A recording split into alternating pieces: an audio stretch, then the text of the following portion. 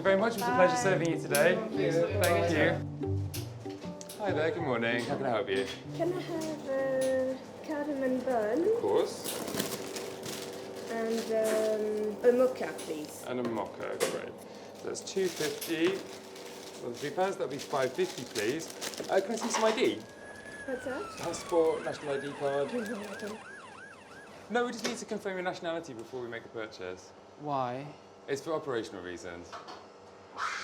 Okay, that's quite an unusual thing to ask, isn't it? Sorry about that. Thank you very much.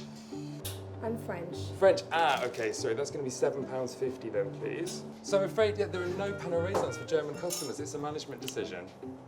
The Irish rate is actually quite generous. I'm so sorry. See you another time. Entschuldigung. Hi there. Belgian, that's going to be £12 then, please. Because I'm Belgian. Yeah.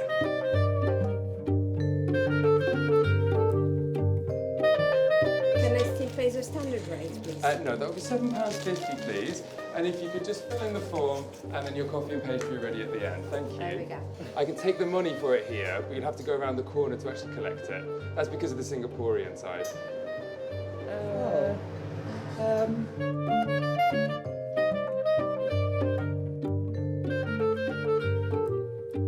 So that's just one loaf of bread. Yes. Thank you. Oh, I'm sorry, you're from Bulgaria? Yes. I'm so sorry, we can't actually sell loaves to Bulgarian citizens. Really?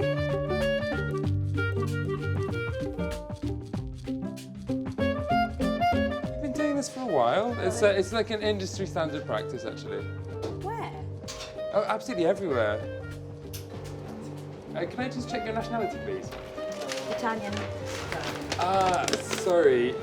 Just hand me the loaf, please. Yeah, unfortunately, we can't sell to Italians. I'm so sorry.